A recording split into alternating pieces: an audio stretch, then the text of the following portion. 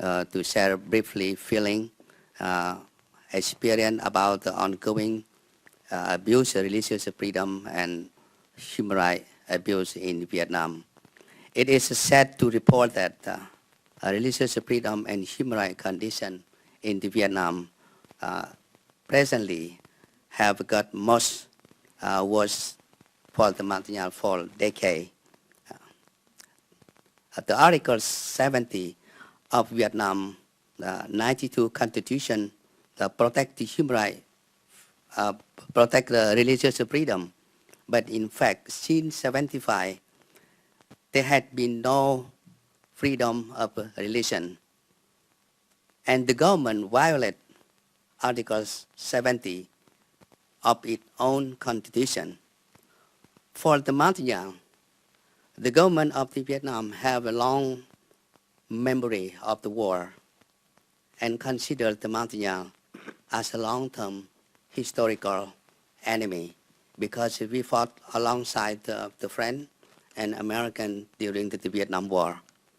And we are the Christian, and we are the honor the land in the Central Highland. After took over the South Vietnam, the government of Vietnam carried out a policy punishment and discrimination against the Montagnard Christian. We also accuse the Montagnard Protestant be a spy for American CIA and worship American. And so 1,000 Montagnard leaders and Christians thrown in jail up 12 years. Many the Montagnard who live in their ancestral land have been pushed out to the new economic zone so that this land make available for the Vietnamese from the north. Mr. Chairman, the Montagnard Church in the Central Highland today divide two groups. One group registered under the government control. Some the pastor, the Montagnard, become the government employee. They use the Montagnard pastor and their congregation to watch, report, and spy on each other. Not only in Vietnam, in U.S., the same. The registration to church under the government control give legitimacy the government police monitor, integrate, arrest, and imprison suspect the Montagnard Christian activity. This is not religious freedom. And another group have not registered with the government control are considered outlaw, and the government continue to persecute them.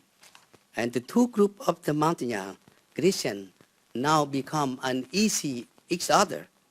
And this division strategy of the government caused the conflict between the Montagnard Christian community to undermine, to destroy their own religious freedom and their own people.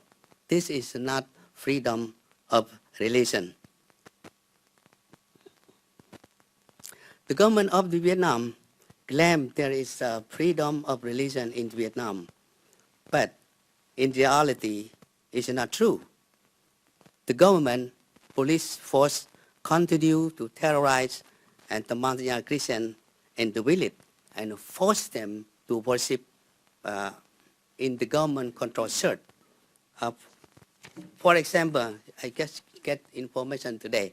They just arrest two men of the Montagnard in Jalai province and trial like Ramah Bla 9 years in prison and Siu Tin the 8 years.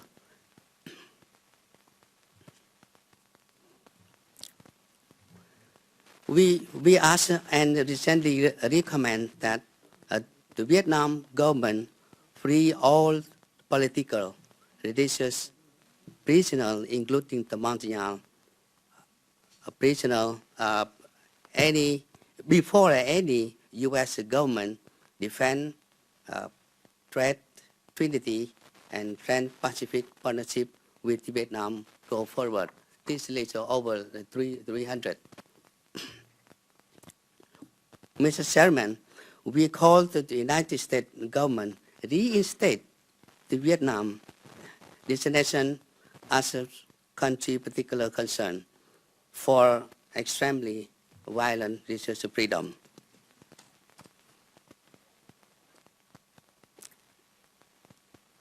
We, the Montagnards, treat like an enemy in our homeland, and we lost more than any group in Vietnam.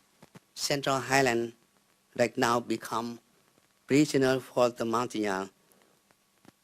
With the communist system, the internal security and police and campaign of Vietnamization, assimilation, ethnic cleansing had continued.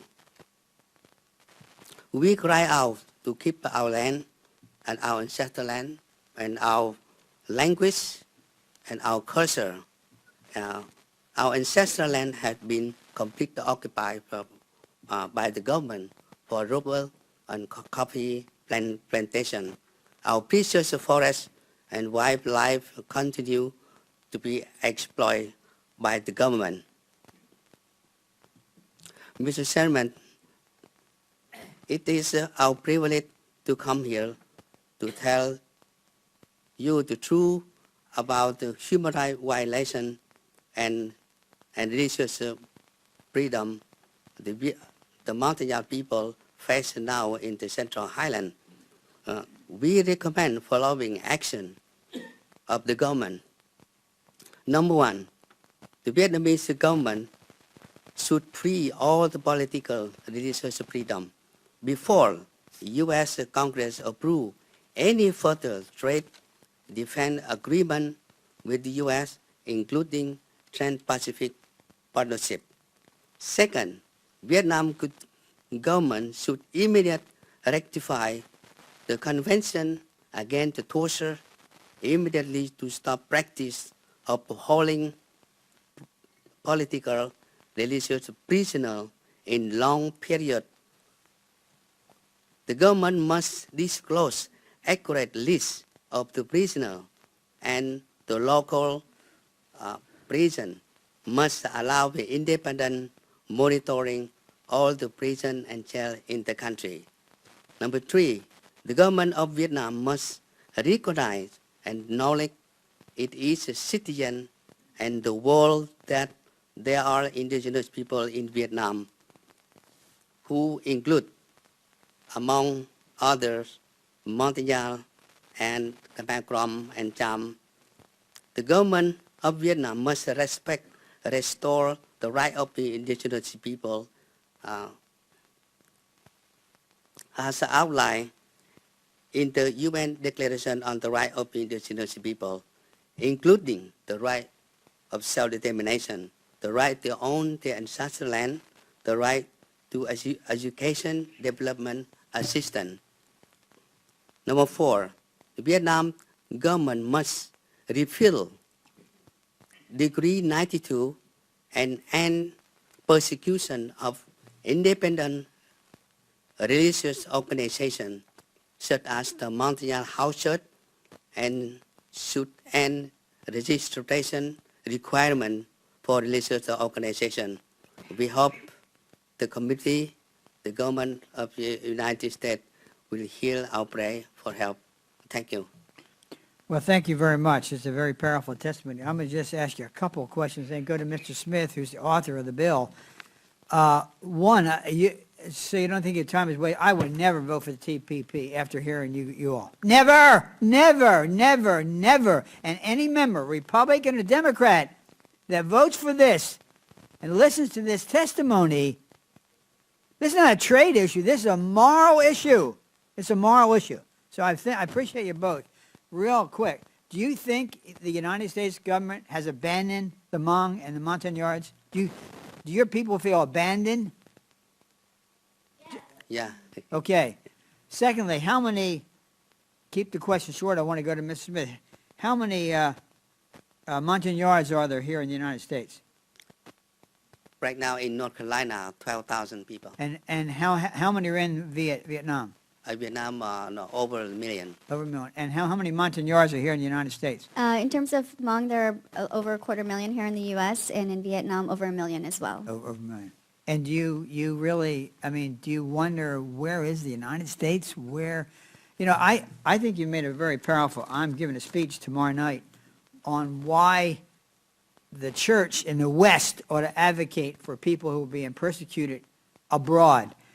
And both of you have sort of, I'll probably mention it, I mean, the church in the West should be advocating for those of you who are being persecuted, whether it be in Vietnam, whether it be in China, whether it be in Iraq, and all the passages that are in the Bible about advocating, speaking for, and for the church in the West to be silent on this issue. I mean, we need some Martin Luther Kings in the church today. We need some Dietrich Bonhoeffers.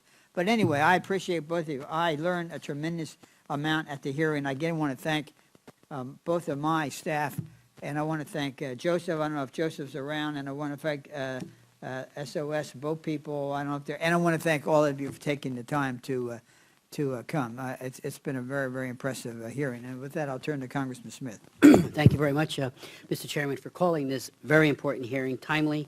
It's always timely to talk about human rights, but I think it's especially timely now, as you pointed out, with talk of TPP and a complete overlooking, trivialization of the human rights issues in Vietnam by the administration is appalling. And just a couple of points, a comment, and then a few questions.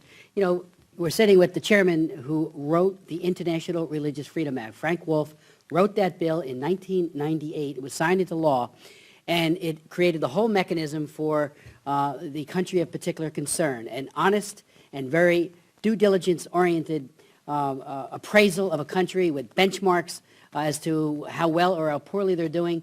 And it is appalling that right now the administration, pursuant to the legislation, is supposed to name an ambassador at large for religious freedom. For over half of the time that President Obama has been in office, there has been nobody in that position, nobody running the shop.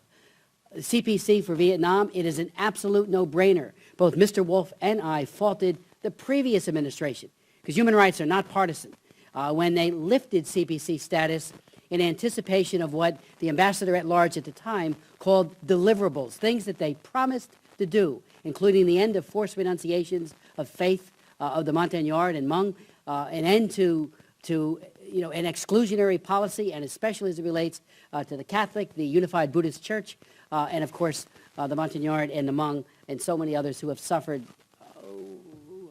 a sense of impunity by this government.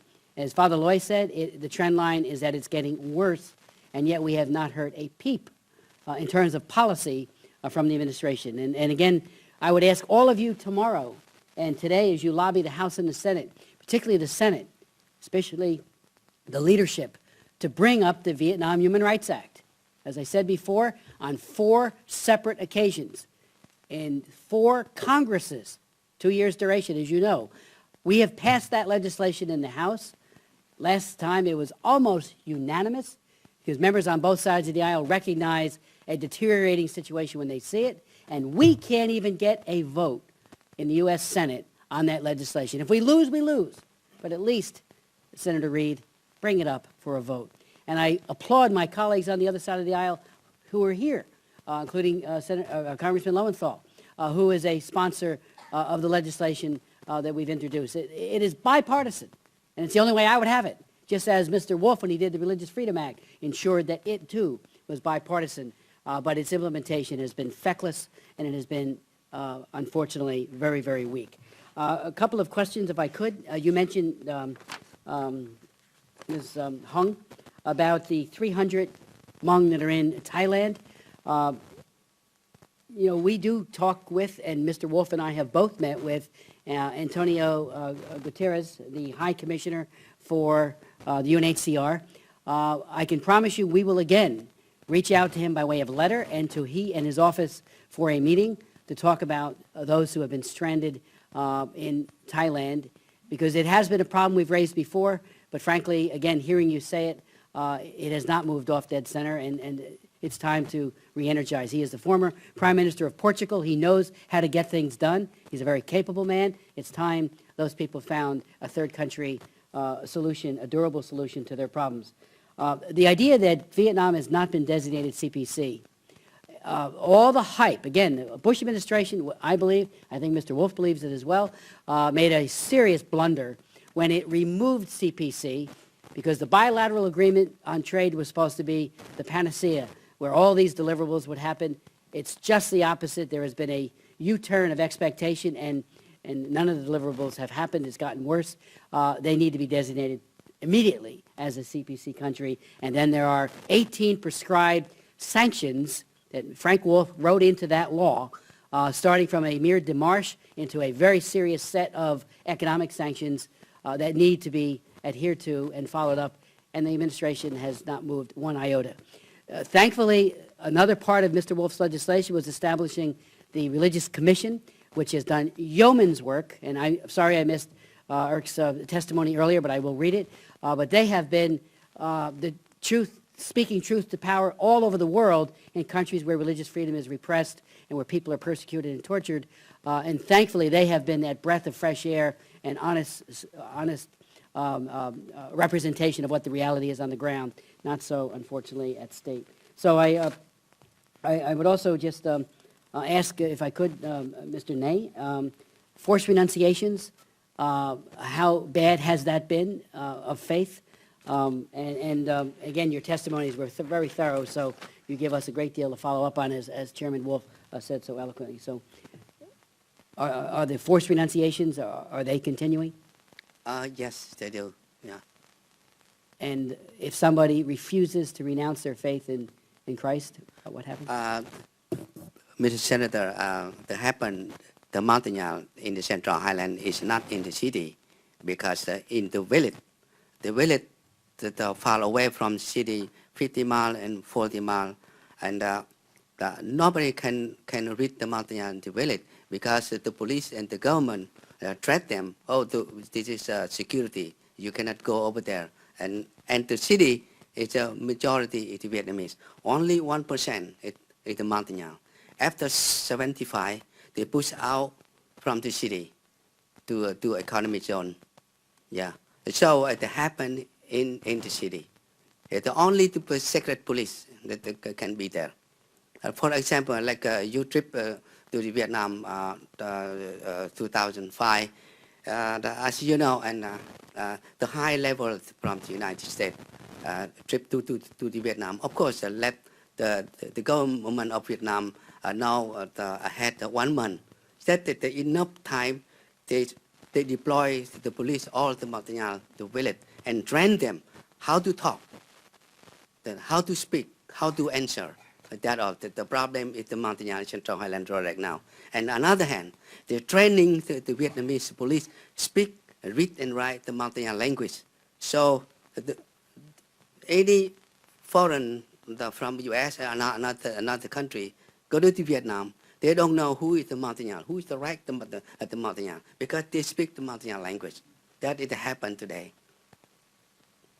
And if I may just address the issue that the chairman raised earlier in terms of do these religious communities feel abandoned by the U.S., and the answer is a resounding yes. And in terms of the actions that can be taken by the U.S. government, in addition to the legislation that has already been discussed, I just wanted to talk a little bit more about the isolation of these communities that Mr. Ney is talking about.